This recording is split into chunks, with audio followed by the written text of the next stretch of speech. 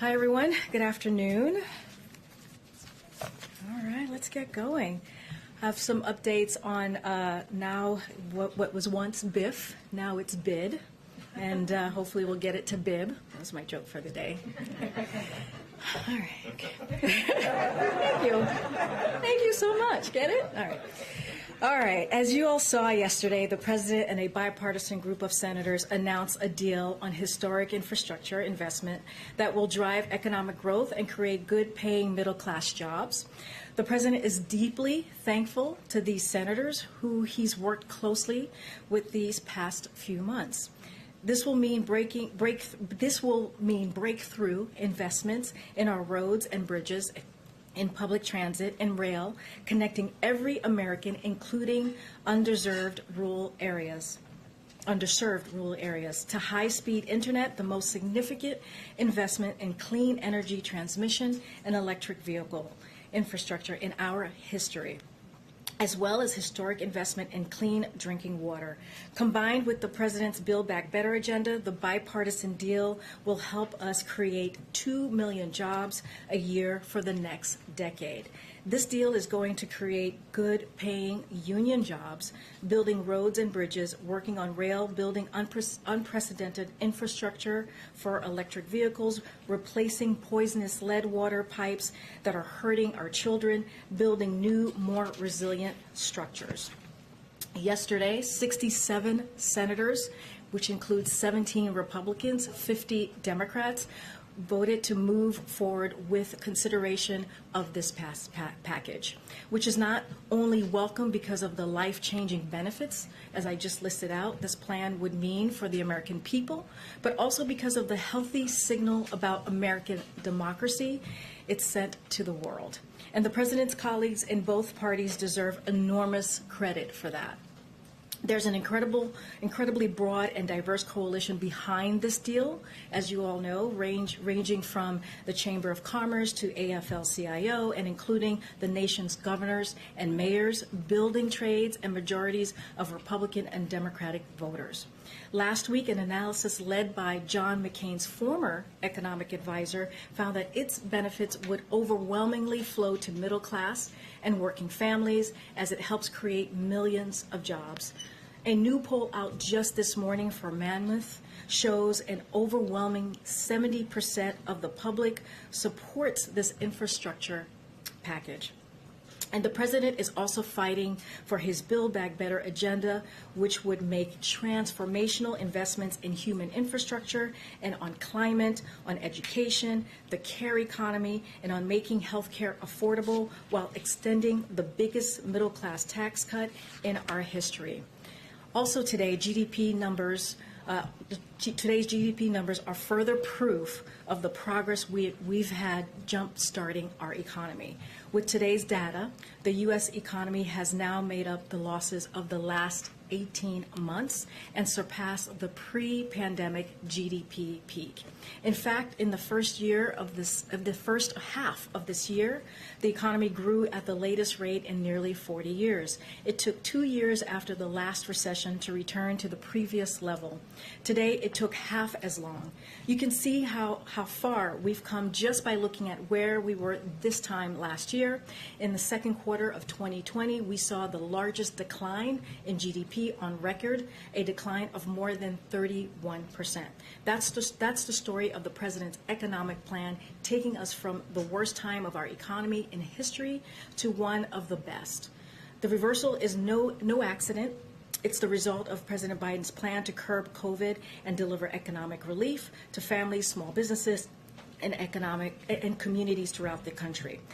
That strength isn't just being reflected in today's GDP's number, it's being seen across the economy. Earlier this month, we learned that the economy created 850,000 jobs in June, as you all know, with a range of 600,000 jobs created each month since the president took office.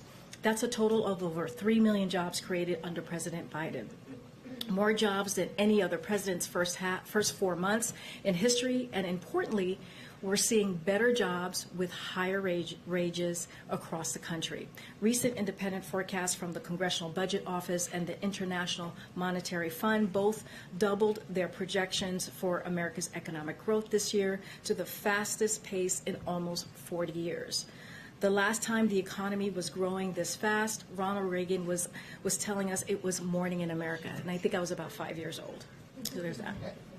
And this boom is backed by other signs across the economy. Consumer confidence is up, jobs are up, personal income is up, and unemployment is down in all 389 metro areas in the U.S. compared to last year's.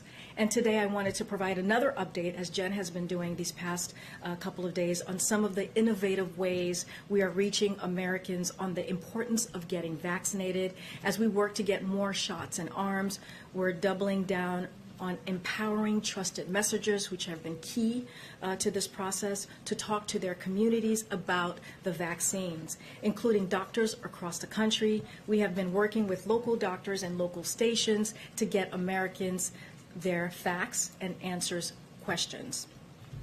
Since we started this program this summer, this effort has led to more than 400 original stories and syndicated airings of local doctors, interviews for reach of more than 185 million broadcasts and online impressions. And beginning in August, this effort will expand even further with dozens of local African American doctors from the National Medical Association joining in, helping us elevate the voices of Black physicians and reach hard-hit communities.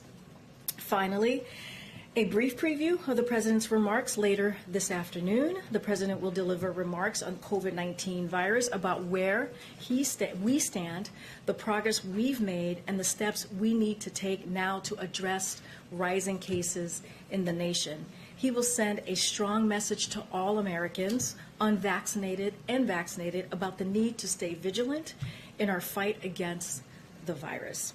And he'll make clear that his administration will continue to provide every resource needed to help communities and individuals across the country to curb the spread of the Delta variant and boost vaccinations. His remarks will highlight several new measures that his administration will take to accelerate this effort. And now, and I know you all are eager for specifics on the announcements, but we'll have something to share shortly on that.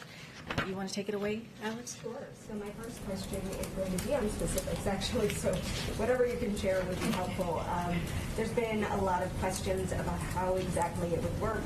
Will federal contractors be covered? How will the federal government collect proof of vaccination? And will those who refuse to follow the guidelines be subject to disciplinary action or termination? Is there any clarity you can offer on any of those aspects? Well, so I don't want to get ahead of the President, so I don't have anything specific to share, but I'll say a little bit more. I know the official details on the President's remarks and any forthcoming guidance that will be coming shortly on federal workers, as you're asking about, Alex. But one of the things that I want to kind of touch base on again, which is what I was talking about, which was one of the things that was under consideration yesterday. I discussed this yesterday on the plane on Air Force One on our way to Pennsylvania, which is attestation of vaccination. For those who may not know, it means confirming a vaccination status or abiding by stringent COVID-19 protocols like mandatory mask wearing, even in communities not with high or substantial spread, and regular testing for federal employees is one option under strong consideration. This is a really helpful way to ensure a safe workplace for employees. It also is not dissimilar to some of the protocols that you all have put in place in some of the new newsrooms that you work in, including Fox, Peter, who, to my understanding, is asking for self-attestation to ensure a safe and healthy workplace. So this is not an unusual matter. So we understand that there's significant weight to what the federal government handles, how the federal government handles reentry, and a key goal of ours is to ensure we have a sustainable model to keep employers across the country to make sure that they work in a safe workplace. And then on the SID arrivals that are coming, can you tell us anything more about that? Are they coming tonight or tomorrow? Are they coming on a commercial, charter, or military flight? And do you know where they will be distributed when they arrive? Yep. So President, as you know, said clearly that he is committed to making sure that the people who helped us these past 20 years are also taken care of and being helped as well. Look, I can tell you that the President set a clear goal. We will begin relocating eligible and interested Afghan SIV applicants and their families before the end of this month. We're getting close to that. This is a whole of government 24/7 worldwide effort, as you all can imagine, and we intend to meet the President's goals.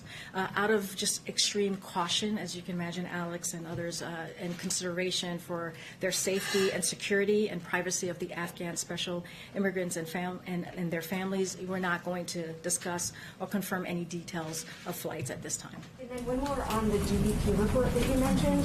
While it showed strong economic growth, it also suggested that employers are having trouble rebuilding their inventory and may have trouble sort of selling goods in the coming months.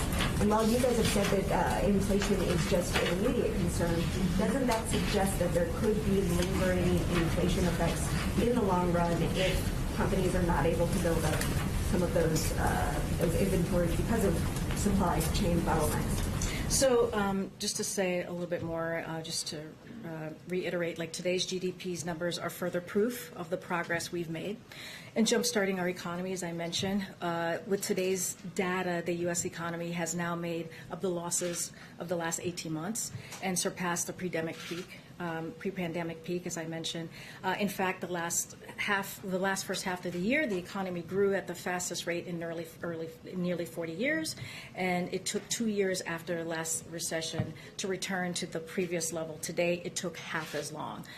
Just to give you a little bit more, just 1 year ago, CBO predicted real GDP would be 3% below its pre-pandemic peak in the second quarter of 2021. Today, we learned that thanks to the shots in arms and checks in pockets, it's now above the peak. You can see how far we've come just by looking at where we were this time last year. In the second quarter of 2020, we saw the largest decline in GDP on record, a decline of more than 31%. That's basically the story of the President's economic plan. This is what he has talked about for some time, and especially when you look at his economic policy, making sure that no one is left behind. This is part of, as we can imagine, as we've talked about, the Build Back Better plan. As it relates to the inflation and this GDP report, we knew the restarting the economy from a standstill in the middle of a pandemic would represent some challenges along the way, but experts inside and outside the administration believe that the data show the most of the price increases we are seeing are expected to be temporary. And so this is why we continue to push for sustainable, smart policies and investment like the Build Back Better plan, which the President is going to continue to work hard towards. As I mentioned, this is his economic policy that he's talked about for the past year that started with the campaign, and it's really to make sure that we do not leave anyone behind. Now that you've got the infrastructure deal, does the President now turn his attention to the reconciliation bill? And does he hope to bring some Republicans along, or do you believe you'll just have to rely strictly on Democratic votes? Yeah, so as you can imagine, the President, this is just the beginning of the process. The President is committed to his Build Back Better plan, as I was just mentioning, which includes the reconciliation plan. As you can imagine, the President is going to continue to talk to congressional members on both sides of the aisles, as he's been doing this past 6 months, to make sure that he gets support for something that is incredibly important to the American public. And secondly, Iran has said they won't return to the nuclear talks until their new president is in power, which takes place on August 5th. Do you think the talks will resume then? How long are you willing to wait? So I'll say this. The timing for the 7th round has not yet been announced, as you all know, and we're not going to speculate to when that will be. Look, we've demonstrated time and again that we're prepared to move forward with a mutual return to the compliance with the JCPOA, the Iran nuclear deal. When Iran is done with its presidential transition process, we are prepared to plan our return to Vienna to continue with our talks. We remain interested in seeking mutual return to compliance with the JCPOA, though, as the Secretary has made clear, Secretary Blinken, this offer will not be on the table indefinitely. So this is something that we are still moving forward with and determined to make happen. I wonder if you have a ballpark estimate of the percentage of the federal workforce that you believe is still unvaccinated. I don't have that number to share with you at this time, so I'm happy to check with our team, but I don't have a number to share on that. Do you believe that the President's announcement today is one of the goals of this to spark more private businesses to follow suit, as we've already seen in the last coming days? Well, you know, I don't want to get ahead of the President's announcement, but like I said, when talking about today, you know, the federal government, we see ourselves as a model for other companies and other organizations, and that's something that we don't take lightly. But as you can imagine, the President's goal, you know, he's going to talk about this, and the President's goal these last 6 months is to really work to curb this pandemic, this virus, to fight against it. But it's going to take all of us. It's going to take all of us to do that. And our push, our message continues to be, we have to make sure that people get vaccinated, and we're going to continue to do that as we've done these last 6 months. Thanks so much, Karine. We have heard from some associations ahead of the President's announcement today. The Federal Law Enforcement Officers Association says Americans have a right to privacy and choice. They're accusing your administration of pushing people to undertake a medical procedure. Are you expecting resistance to this announcement, and what is your response to that? So I'll say this. Look, our priority is the American people. We have to make sure people are safe, and we're continuing to save lives. That is the most important thing. That's how this president sees this. We listen to the science, and we provide Americans the information they need to protect themselves and help end this pandemic. That is key here. That is critical and important. And that is why we have strongly encouraged Americans to get fully vaccinated, take an unprecedented action to make it easier and convenient. It's very easy to get vaccinated. Just go to vaccines.gov and make an appointment and get vaccinated. It's so important, not just to protect yourself, but to protect your family. And so that is the goal here. This is what we want to do. We want to continue to make it easy and convenient for Americans to get a shot. And we've gotten more than 300 million shots in arms. 60% of the population is now fully vaccinated. That includes 80% of our most vulnerable, 65 and older. And so this is what the president is working towards. That's what we need to do and continue to do that. So, you know, I can't get ahead of the forthcoming announcement, but here's what I'll say. First, what I laid out as a strong consideration is a choice. It is a choice that employees will be able to make. Because largely unvaccinated people continue to spread the virus, and until we have more people who are vaccinated and are curbing the spread, there needs to be proper protocols to keep Americans safe. And as a large employer, the largest in this country, who cares about the individuals who keep the government running, we have an obligation to be good stewards of the workforce and ensure their health and their safety. We're taking action to protect the federal workforce so that they can continue to execute on the hard and important work of government. And just lastly, the forthcoming protocols, much of what is discussed yesterday is not dissimilar to so many other workplaces as well. Just to follow up really quickly, will there be any changes to how frequently the president and the people around him are tested? We were told when the breakthrough cases were happening here at the White House that the president is tested every 2 weeks. Some people around him are tested every 2 days. Any changes to that? I don't have anything new to provide on that. We'll probably have some more information forthcoming. But as you can imagine, we're going to continue to follow the CDC guidelines. For people's expectations, if they're federal workers and they choose not to be vaccinated, would they be responsible for the testing protocols themselves? Would that be provided by the federal government? And then when we look at things like masks returning and so forth, does the president feel he needs to set any kind of new timetable for people's expectations about how long this new posture, given the Delta variant, might last? So I don't have anything further on your first question, Kelly O. So I'll let the president speak to that very, very soon. in about a little bit more than an hour. He'll lay out his plans and what he wants to talk to the American people about. To your other question, can you repeat that again? Expectations. Since people are wearing masks now in D.C., we've got indoor Yeah. mask requirements. That's happening in a lot of places around the country. We know just a few weeks ago the president had a very different approach. The science has changed, we're told. Is he going to try to set expectations for the public? So I think the president, I don't, there's not a goal or anything like that we're putting forth at this moment. What we want to make sure is that we get our message out there and make sure people are getting vaccinated. That is what the science tells us. That's how we're going to curb this pandemic, is making sure that people get vaccinated. That's what the president tries to do every time, almost every time he is at the podium or speaking to the American people. He says that. He did that yesterday when I was with him in Pennsylvania. He started at the top of his remarks talking about how this is a pandemic for the unvaccinated, and it continues to be. So that's what he's going to be working towards. Okay. Thank you, Karine. So President Biden says that we are not returning to lockdowns, shutdowns, and school closures, but he also once said that we didn't have to wear masks anymore once we were vaccinated. So why should Americans trust him now? Well, because we listen to the scientists, we listen to the expert. This is a public health situation. This is not about politics at all. This is about saving lives, and this is what the president is all about. He wants to make sure that we are saving lives. If you look at, Peter, the last 6 months, that's what he's done every day.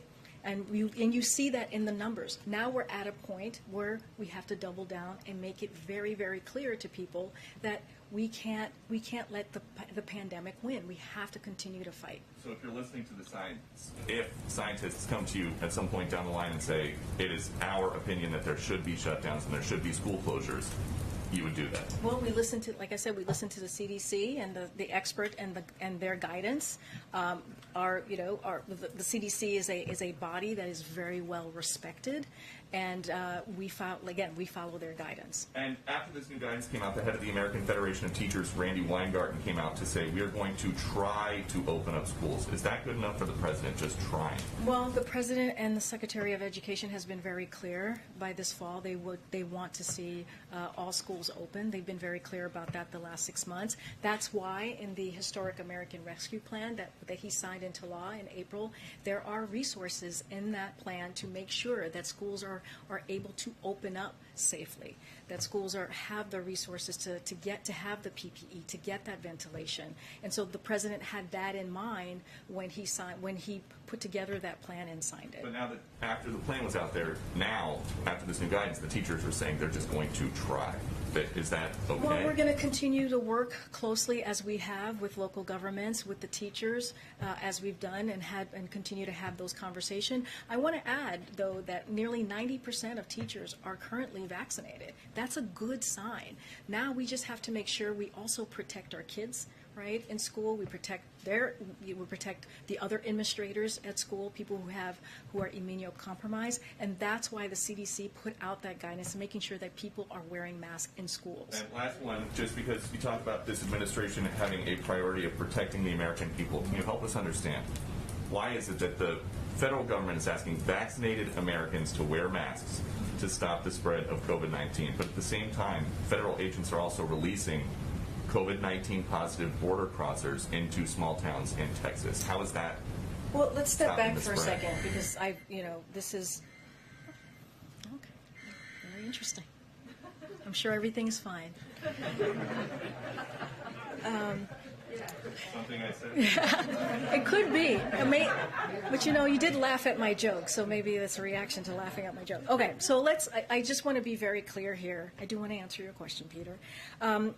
First, just to step back and do this 30,000-foot view, there's been no change in Title 42. Families and single adults are expelled, if possible, when apprehended at the southern border. The majority of apprehensions that we saw at the border in June were expelled. Those who can't be expelled or are awaiting processing are often placed in alternatives to detention programs while their cases are being reviewed. CBP provides migrant with PPE from the moment they are taken into custody, and migrants are required to keep masks on at all times, including when they are transferred or in the process of being released. If anyone exhibits signs of illness in CBP custody, they are referred to local health systems for appropriate testing, diagnosis, isolation, and treatment. CBP takes its responsibility to prevent the spread of communicable diseases very, very seriously. We value our partners in local communities whose work is critical to moving individuals safely out of custody and through the appropriate immigration pathway, and assist in mitigating COVID-19 and isolating quarantine when needed. So that's what I have for you, Peter. Okay, thank you. Thanks, Karine. I know you don't have a number, but so we understand the changes that the president is going to announce. What is the current policy for federal workers reporting their vaccination status, getting tested?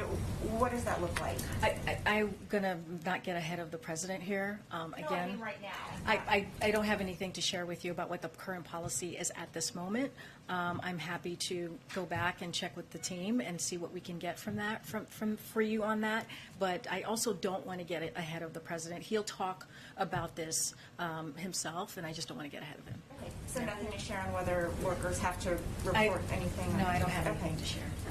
And then yesterday, some federal whistleblowers came forward to raise concerns about the conditions inside the Fort Bliss HHS facility housing migrant children. They reported inadequate mental health services, filthy conditions, mismanagement. Has the president briefed on this, or are there any steps being taken to investigate? So I have not spoken to the president about this. I have not myself have seen this report to be able to talk to him about this. Let me check in with our team. As you could imagine, the safety of migrants, the safety of young people is incredibly important to us since they are in our care, as you can imagine. And so this is something that I'll check with our team on. Thank you. Gotcha. Thank you, Karine. On the eviction moratorium, which expires at the end of this week, we all saw Jen's statement on this. My colleagues just reported that congressional Democrats are seeking to extend that through December. Does the White House support Congress extending it to that deadline, or do you have a different deadline in mind? So let me step back for a second, because this is an incredibly important issue, as you can imagine, to the American people. So given the recent spread of the Delta variant, including among those Americans both most likely to face evictions and lacking vaccinations, President Biden would have strongly supported a decision by the CDC to further extend this eviction moratorium to protect renters at this moment of heightened vulnerability. Unfortunately, as some of you might know, the Supreme Court has made clear that this option is no longer available. In June, when CDC extended the eviction moratorium until July 31st, the Supreme Court's ruling stated that clear and specific congressional authorization via new legislation would be necessary to the CDC to extend moratorium past July 31st. And so in light of the Supreme Court's ruling, the president is going to work with Congress to make that happen. And if that is something that they're working on, we'll hopefully be working closely with them on that. So one follow-up on that. Some lawmakers, including Maxine Waters, are also pushing the CDC to just extend the moratorium again and then challenge the courts to overturn it. So if the congressional route doesn't work in the time frame that you have, why not go that route and see what the Supreme Court does? Let me just share a little bit about what we have been doing. So we will continue all of government effort to keep Americans safe and housed through the swift dispersal of emergency rental assistance to states and cities, which has been incredibly important to the American people. And so we're going to make sure we get the word out, and so that people know that the availability of rental assistance is out there, and to support grantees in ramping up their efforts. Yesterday, we held a day of action to promote the availability of rental assistance, which reached tens of millions of Americans. Last week, the Treasury released new data on emergency rental assistance program, which showed that more than $1.5 billion in assistance was delivered to eligible households in the month of June, more than what was provided in the previous previous 5 months combined. So in June alone, this assistance served nearly 300,000 households, preventing them from facing eviction proceedings. And these funds that I'm talking about right now can continue to be dispersed to renters and landlords in need until 2025. So these emergency rental assistance funds do not expire when the moratorium lifts. We're engaged on an all-of-government effort to help states and localities put additional protections in place, including encouraging diversions proceedings so renters have the opportunity to stay in their homes. And so that's what we're doing on the government side, and we will continue to work with Congress. And then lastly, on the GDP numbers, given obviously the surge in the Delta variant and the lower than expected number today, does the White House still believe that the emergency unemployment benefits should expire in September?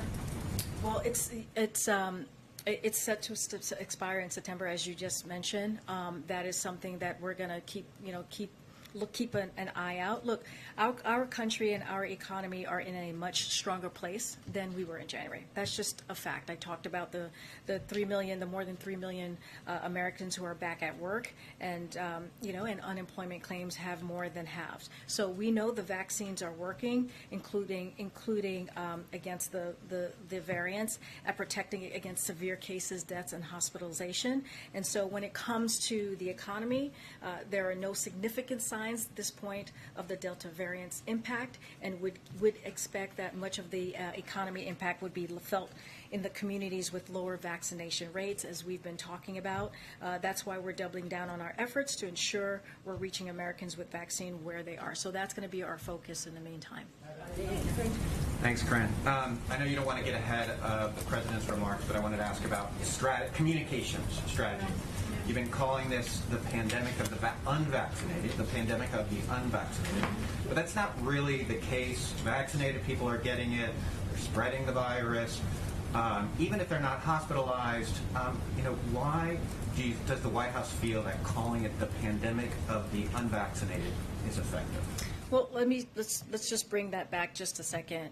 We are seeing breakthrough cases with people who are vaccinated, but not at a low rate. So just want to not scare people and make it sound like every vaccinated person is getting the variant, which is not the case. It is small, lower cases with breakthroughs, in particular, of people who are vaccinated.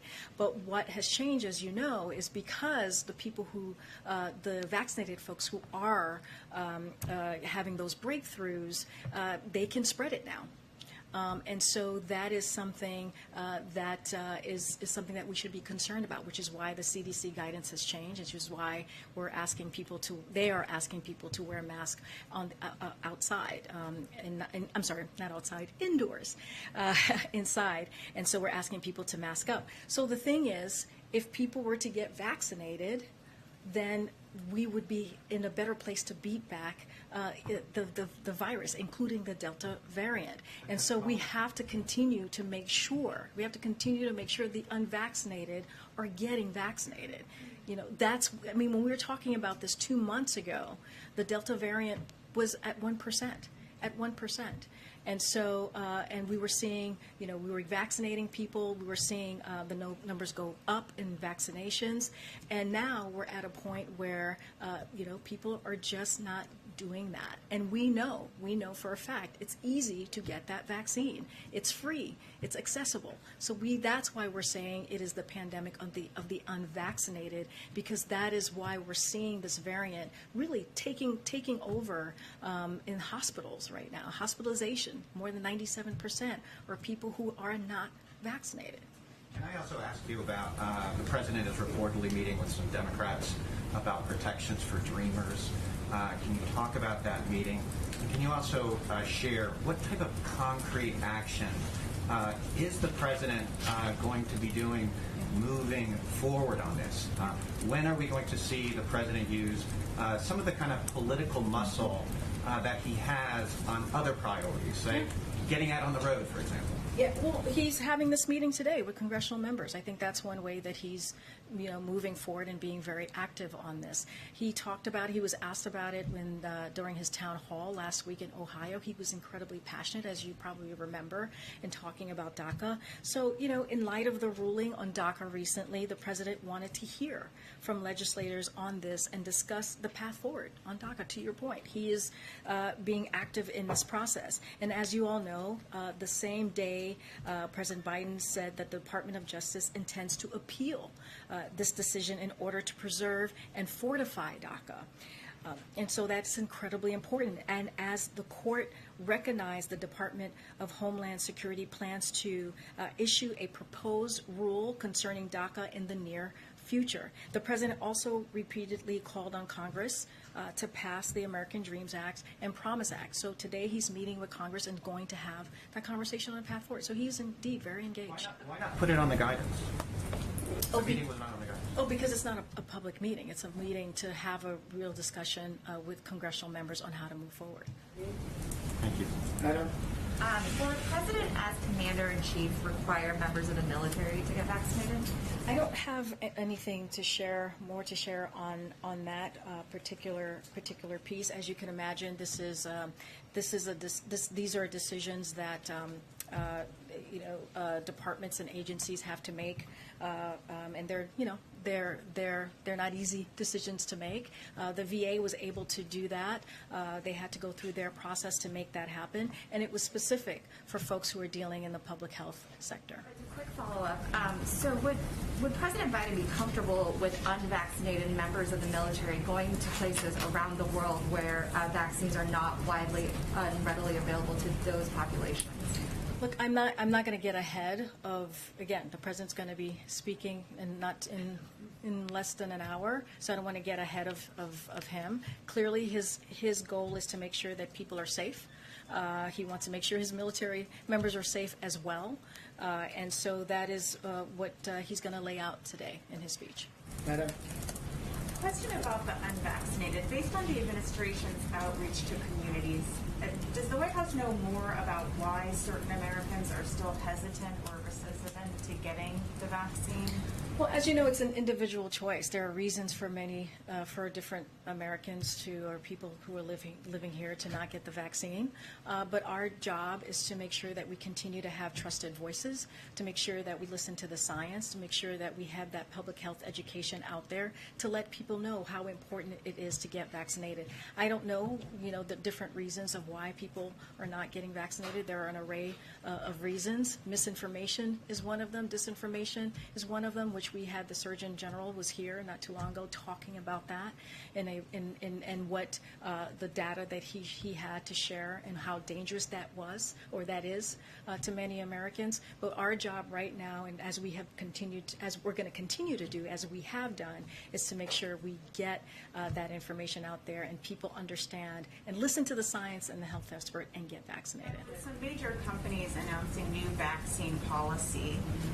What is the White House's position or guidance to companies thinking of implementing similar mandates or requirements? So, as you know, are you talking about verification, vaccine verification, or? Yeah, or for instance, we learned today Danny Meyer is mandating employees and indoor diners to be vaccinated. We're not. We're as you know, we're not going to mandate. We're not going to do the mandating across the board for the American people. What we're going to continue to do is listen to the guidance, the CDC guidance, listen to the expert, and follow what they tell us to do. And but we're not going to be mandating anything from here.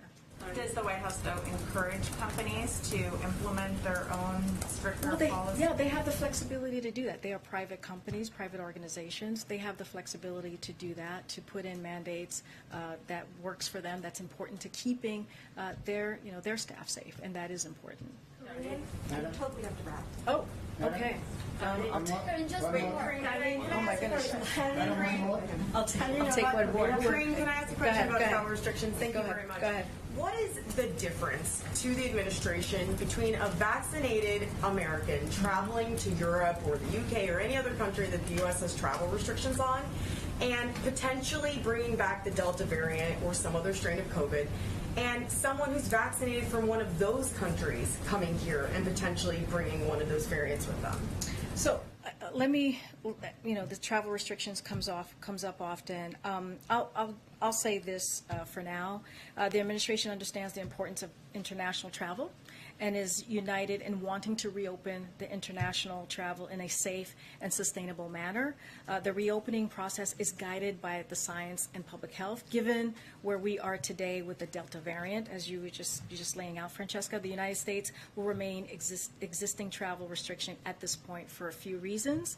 The more transmittable Delta variant is spreading, both here and around the world. Driven by the Delta variant, cases are rising here at home, particularly among those who are unvaccinated, and appear likely to continue to increase in the weeks ahead.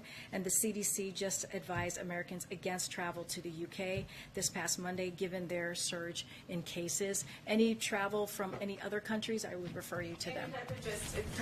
But what is the basis for the travel restrictions? We can talk about this. Thanks, everybody. I'll see you tomorrow. Thank you.